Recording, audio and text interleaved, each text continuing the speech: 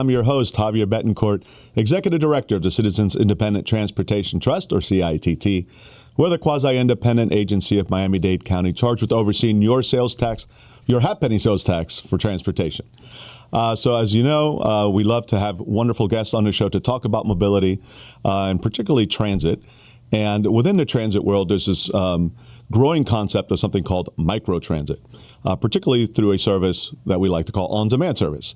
And here in Miami-Dade County, we're lucky to have a homegrown vendor that is a provider of this service and is really just doing amazing, innovative things, and also helping our community and our business community in particular to grow.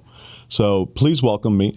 Please join me in welcoming Jason Spiegel. So Jason is the CEO and co-founder of Freebie.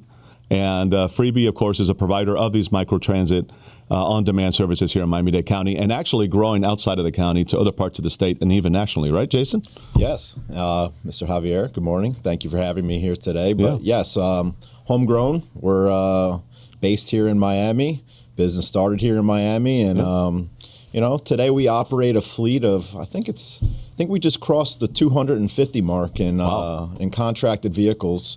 Started right here in Miami-Dade County, but like you just said, we're probably the largest provider now within the state of Florida. Central Florida, East Coast Florida, West Coast of Florida, down in the Florida Keys, and growing pretty rapidly right now. What a great success story, and this has been done over just a few years. I mean, really, tell us the story of how this company began. You're, of course, a proud University of Miami grad. Absolutely. Go Canes. Go Canes. We're all very excited about Playoffs. that. So you went to the University of Miami. You're not a Miami guy, right? You're Philly. I'm a Philly guy. Philly born, but have made Miami your home. Yes. So tell us about that, those early stages and the evolution of Freebie. Yeah, I mean, it sounds like it's only been a few years, but we're a little over 13 years into it 13. now. So, lucky number 13. Yeah, lucky number. That's actually my lucky number. But yeah, we launched back in 2012. Yeah. And the story of Freebie, it's a very interesting story. It was never meant, as we launched the business, to be a public transit service. Back in 2012, this was pre-on-demand apps. This was, there was no such thing as on-demand transportation.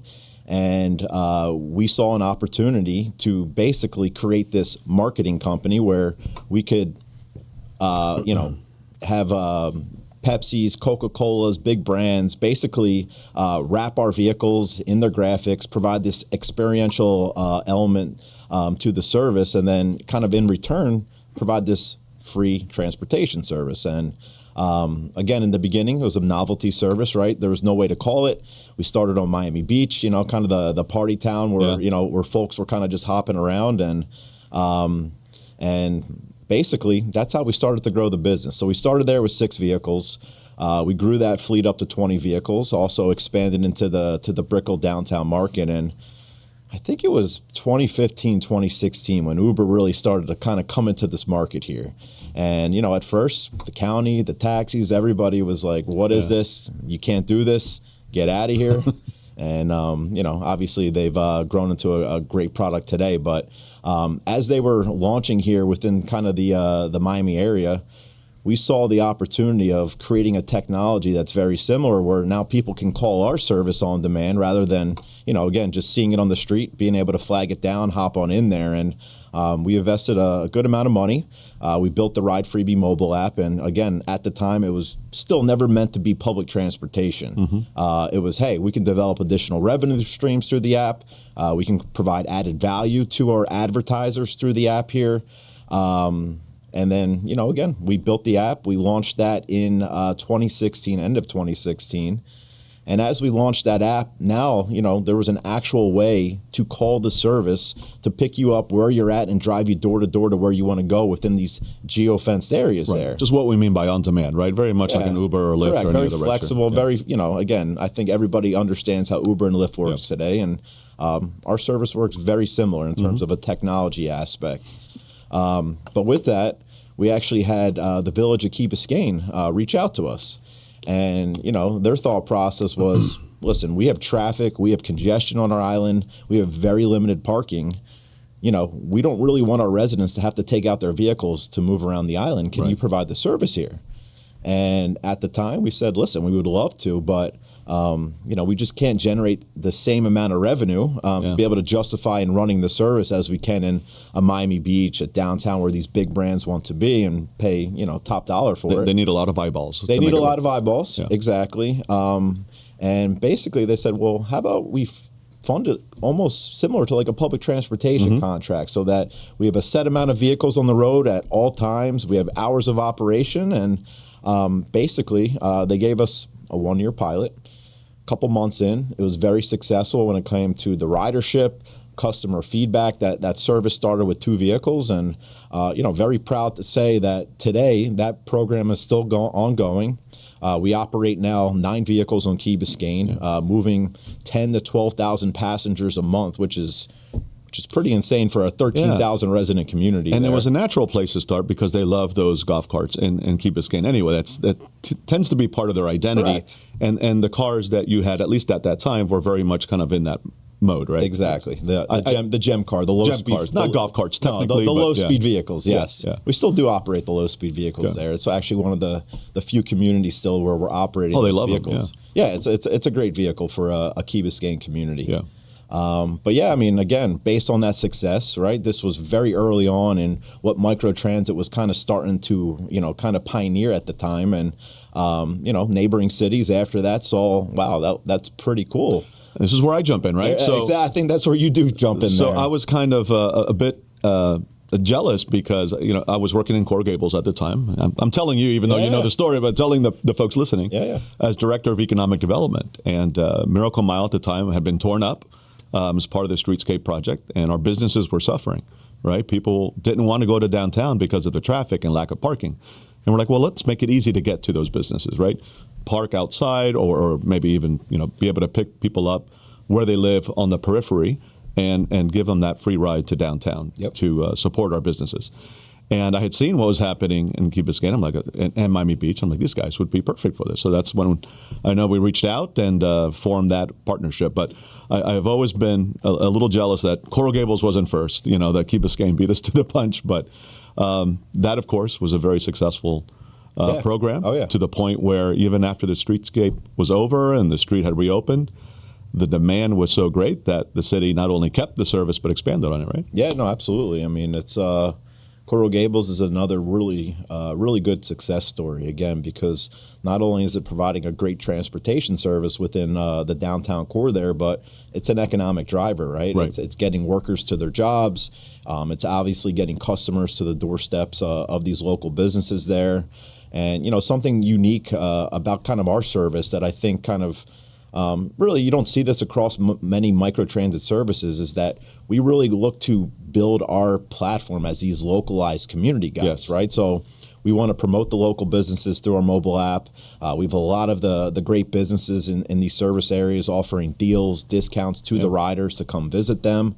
But more importantly, we're creating this experiential kind of service that, again, allows people to leave their car at home, obviously reducing traffic congestion, but more importantly, gets them to use public transportation. And I think that's, one of the main benefits of a microtransit service is that, we are that first and last leg, of the public transportation system, that ecosystem there. And if we're able to make it, convenient for somebody to leave their car at home, where they don't have to drive to a park and ride, they don't have to, literally they don't have to think about using their car.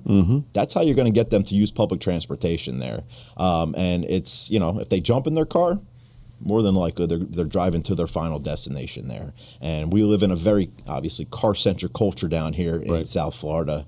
And I think, microtransit has proven over the years that not only does it really kind of help the transit-dependent riders that, again, use public transportation, but on the other end, we're getting the choice riders, people that would have never used public transportation. It's like an introduction for them, right? Something that is cool and it's safe and convenient, right? Yeah, exactly. And then once you kind of introduce them through that, maybe now it opens their minds up to other types of transit. Absolutely. Right? No, 100%. You're giving them that true reason that they don't have to use a car. We can connect them to, obviously, trolley systems, to the metro rail systems, to the train stations, et cetera there. And, again, it's not just freebie, but I think microtransit as a whole over the last 5, 6, 7 years has really kind of proven that this is a mode of transportation Right. that's not only here to stay, but it's going to continue to grow because of the value points that it provides back to the communities. Yeah, and it's part of the larger transportation network, right? So Absolutely. it's not replacing buses or Metro Rail, but it's helping to complement that service and connect people to and from it. That's the big difference, Yeah, right? yeah. Micro transit versus mass transit, right? Yes. They work hand in hand, they're complementary of each other, but micro transit is never meant to replace mass transportation. Sure. It will never. But it plays a very important role within that transportation ecosystem. Okay, so from those early days in Key Biscayne and Coral Gables, a few years have passed. Where are you now? How many communities are you serving? Yeah, So what are some of those here in Miami? Yeah, today we're in, I think it's, sometimes we lose count. But we did cross the 50 mark not too long ago. Wow. I think we're up to about 55 communities here throughout the state of Florida. Obviously, Miami-Dade County is, where Freebie was born and raised. So we do have a very large presence here within the county, partnerships with many of the municipalities here within the county here. But I think probably about half of the cities at least. a little, probably 2/3 of the 2/3 cities. at this point, yeah. Yeah, exactly. I think we're in a little over 20 communities here in Miami-Dade County. And I have to say, okay, well, I'm going to toot our own horn here for a second. So it used to be that you couldn't use the half-penny funds for these types of services. And one of the first things I did when I got there was to have the ordinance changed to allow for it.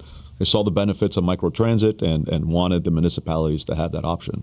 So that's what allowed a lot of these cities to hire Freebie or other vendors and provide that service, was that they're able to use those half-penny funds for that, right? And I think probably all of them are using or funding it either entirely or at least partially using their half-penny funds. Listen, I think you're part of the pioneering of the success of microtransit because, without that, a lot of the communities here just don't have a funding source to provide public transit. And obviously, we all know how important public transit is for the communities, but, also being in Miami-Dade County, right, this is a place where people come and visit, right? So people from all across the country are coming down here. They're experiencing this service, and they're going back to their community and saying, we need something like that here. So definitely revolutionary from the, CITT, what you've been able to do kind of from the policy side and, from the municipality counties that are obviously using that half penny. It's been very successful, and it's a very important funding source for all of them to provide a very important public transit service to their communities. Now, I saw on social media, and by the way, you guys are great at social media. I guess that's that marketing background that you started off with. But you just launched a new service in yet another community. Which one is that? Yeah, so or a couple, really, in recent months. So recently, within the last couple months, or just in the last couple weeks here, launched with the city of Miami Gardens. Right. We actually launched our brand new vehicle type there, which is the new Volkswagen ID Buzz. For those who are not familiar with that, very, very cool vehicle. It's the new take on the electric or on the old Love Bus back in the day. These are electric vehicles. They hold 6-7 passengers. They are the perfect microtransit vehicle. So I'm very happy to say Miami Gardens is second community here in Miami-Dade County that is able to experience those vehicles. And then a couple months before that, we launched in partnership with the Wynwood Bid in the Wynwood area. That program continues to grow there. And then also, again, a lot of our current cities are just, continuing to expand their service because there is a real demand for people wanting to use public transportation in their community. So City of Aventura just expanded their fleet. And, many other cities here within the county are obviously kind of following that same track. Yeah, I love the iBus, by the way, because A, it's cool. Yeah. And Freebie has always been cool. You've always placed an emphasis on fun, right? And your drivers are excellent and just very engaging. And so the iBus, I think, is just a perfect part of that, brand. Yeah. And I love the additional capacity. Oh, yeah. Right. And it's electric. And you didn't touch on this earlier, but you've been electric from the very beginning. And I think that one of the core principles of the company seems to be sustainability and just being eco-friendly, right? Yeah, no, we, I would say 95% of the fleet we operate today is fully electric. Wow. We launched the business, fully electric, and I would say that was before electric became, the thing to do. But, the reasons we launched it in the beginning was more of a kind of a cost savings. Okay. Less maintenance, not paying for gas, et cetera there. But, through the years, we've really kind of understood how important, sustainability is, how important, obviously reducing carbon emission is. I mean, public transportation is the biggest driver of pollution across the world today. Yeah. So if you're getting people to leave their car at home, that's step number one. They're also using an entire electric fleet for a public transportation service. It's a win-win-win for everybody. Awesome. So, okay, let's talk about outside of Miami now, because, again, you started here, but you've really are seeing success now throughout the state. What are some of the areas you're in, and what may be a little different in some other parts than perhaps what we know here? Yeah, I mean, I know you continue to innovate and expand. So typically, obviously, microtransit are kind of more, let's call it smaller type geofence areas, 3, 4, 5, 6, 7 square miles, so not long distance trips. But, we recently, a few months ago, have a new contract with Seminole County, which is in Central Florida. It's the county right above, Orange County, where Orlando is. Seminole County. Ocala? What's like the major city? No, so you have Sanford, Okay. Altamont Springs. That's right. It's a very interesting county, and previously to microtransit, previously to Freebie there, they've been operating or paying in to operate with the regional transportation provider an entire fixed route system. The problem that they saw was that they were not happy or were not seeing that the ridership, that the cost that that they were paying justified there. Their costs kept increasing really year over year there, and the county commission said, listen, we can do this better. We want to be innovative. We want microtransit really to replace our entire fixed route transit system there, which is pretty crazy, right? This is an entire county, and Seminole County, it's not small. This is 190 square miles. So I think today it's probably the second largest microtransit zone or service here within the country in terms of size. But basically, what we did is we split that county into five different zones. So each zone is about 30 square miles. But the uniqueness of this service is that you can cross to different zones there. So again, this is not a free service. If you stay within a zone, it's one fare. If you cross into the next zone, your fare starts to increase. And essentially, you can go from the top of the county down to the bottom of the county, really for about $14 there. So it's a very, very interesting service. Again, launched just a couple months ago. And ridership and demand is through the roof. I mean, we're doing close to 1,000 riders a day today. We're already adding additional vehicles to that service. So it started with a fleet of 35 vehicles, growing up to 42 here in January, and with plans. Are these the iBuses as well? What are you running there? We are running the ID buses there. ID buses. Majority of the fleet, and then about 25% of our fleet are ADA accessible Toyota Sienna hybrids. Wow. So that seems to be successful. You think that's going to be replicated now? Again, it really depends, right? It's again never meant to replace public mass transportation, but unless it makes sense. Unless it makes sense, exactly. If you have low performing routes, you have declining ridership, and that's kind of one form factor where replacing with microtransit makes sense, because we've been able to really prove over the last 5, 6, 7 years that in those specific cases, not only are we driving higher ridership and better quality of service, but we're doing it at a much lower cost than operating fixed route transit. So the cost per rider drops tremendously, makes it more justifiable to run the service. And again, public transportation is so important in these communities and getting people to their jobs, to doctor's appointments, et cetera, there, that in that case, it made sense because of the low ridership that they were experiencing before. But again, if it was high ridership, there's no way microtransit would be able to replace that type of service. So really depends on the community.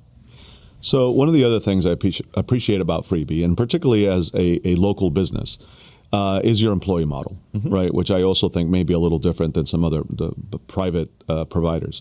Tell us about that, because you're not just contracting drivers, right? I mean, you really take care to hire the right people, train them well, treat them well. Yeah, no, listen, they're the face, right? Yeah. When you walk into any transit system, transit bus, they're the first person to greet you. So we look at that, and again, our drivers are really kind of the heartbeat of our entire service there. And not only do we hire them, but we train them to become really community ambassadors back to these cities. And it's important. It's a very important thing because our drivers, again, go through rigorous background checks, drug testing, random drug testing throughout the entire year there. They go through specific trainings that, again, as an independent contractor, you're really not able to mandate, and it's it's just because of the laws out there of employee and independent contractors. So our employees doing a tremendous job of creating this great experience for the rider, and if you're creating a great experience, you're going to get that rider to come back, obviously day over day, week over week. And if you're creating a bad experience, that rider's never going to come back there. So again, it's very, very important that our drivers are going above and beyond for our passengers and really just, again, becoming almost like their best friend because they're the familiar face of the community there. And again, like you said, it's been a really big part of our success and how we provide our services really, here across the state today. And great for Miami, right? Because, our people are finding good quality, well-paying jobs with benefits. Yep. And so it just kind of, we get to capture those benefits here locally, which is fantastic. Absolutely. It's very important. Yeah. So what's next for Freebie? What's kind of on the horizon that may be new, exciting, innovative? I mean, I think, again, the evolution of where microtransit is today, we're kind of in the fastest growing period of our entire company history today. And that's just because, again, the municipalities, counties, transit agencies are seeing big value in obviously implementing microtransit service. So growing obviously throughout the state of Florida today. We're growing within the state of North Carolina.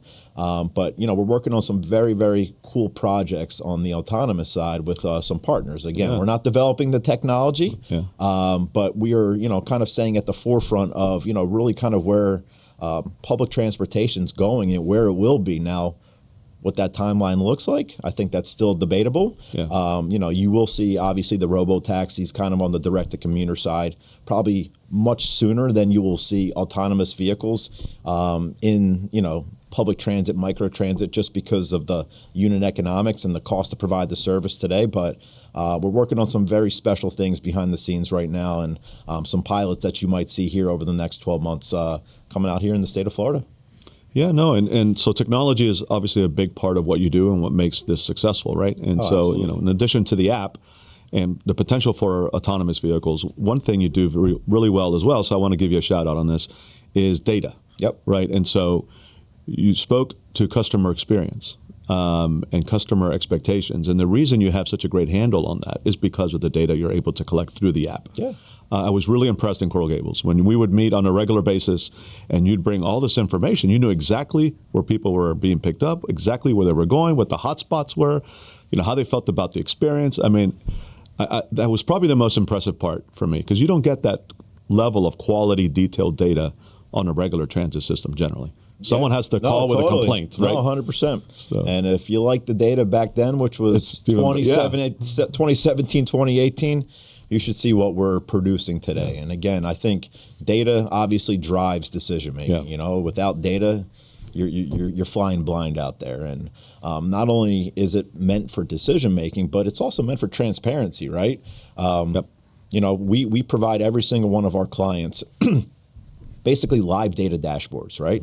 You're looking at the vehicles in real time. You're seeing real-time stats for the day. And then you have the ability to pull all your historical data for any time period, any day, month, year, and really, again, extrapolate it through our data dashboards that we provide all of our clients there. So again, the transparency is key, but also, again, it's really meant for decision making.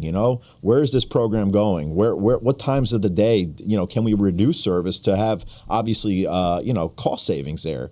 Where do we need to add more service during certain times of the day? Because again, the demand is just through the roof, and we have a fixed fleet, and again, we can't handle demand during those hours there. So data tells you everything, and it really kind of helps you just become more and more efficient with every single program that we're operating today. So yeah, data is one of the more important pieces to microtransit because we're collecting every piece of data possible and making sure it's used in a very valuable way.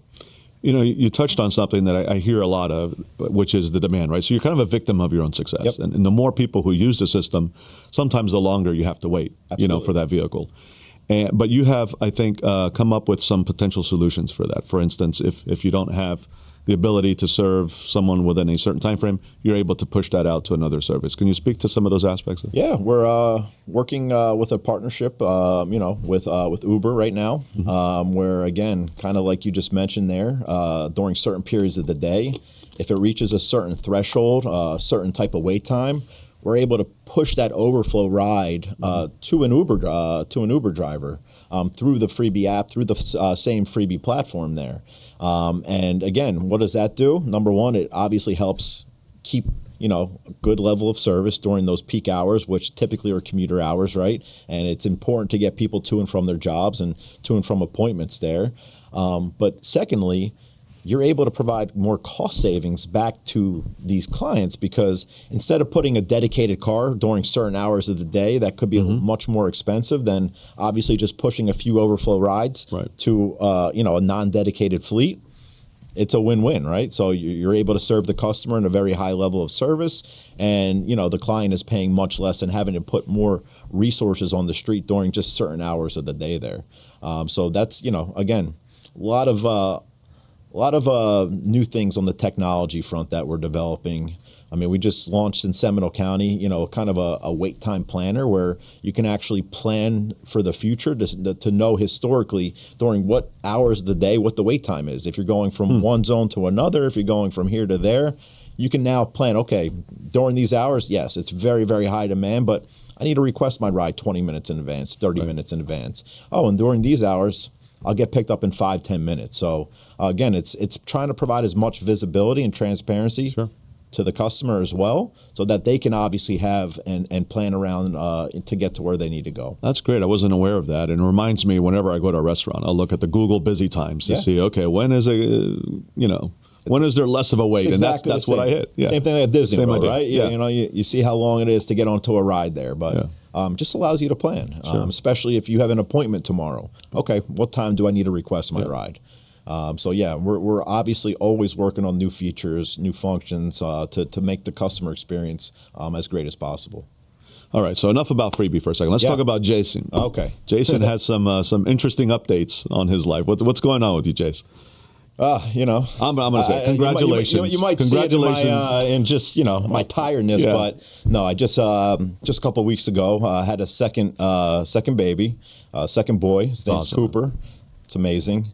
My other son is 3 years old. So for all the parents out there, the challenges that come with having a kind of a toddler and a newborn at the same time. I call it double trouble, man. Double trouble, but we love it. But yeah, I mean, that's definitely been taking up a lot of my time here over the last couple of weeks, and not as much sleep as I usually would like, but yeah, I mean, it's a blessing, and something that my wife and I are just very, very happy about, and they grow fast. Let's just put it that way. My 3-year-old was born yesterday. Dude, I blinked and mine turned 14. So yes, you know better than I do, but very exciting time right now. Well, listen, congratulations, and to you and your wife, and hope you get some sleep soon. So do I. But no, I appreciate that. Thank you. All right. Well, Jace, that's all the time we have on this program, but I want to thank you for being on yet again. This is your second appearance, and we'd love to have you on again as you continue to innovate and expand, and we can learn more about some of those new services as they come online. But I also want to just thank you for being an incredible success story here in Miami. You may not have been born and raised in Miami, but you are now a Miami guy. I am. You've put down your roots. You established your business here. You're hiring locally,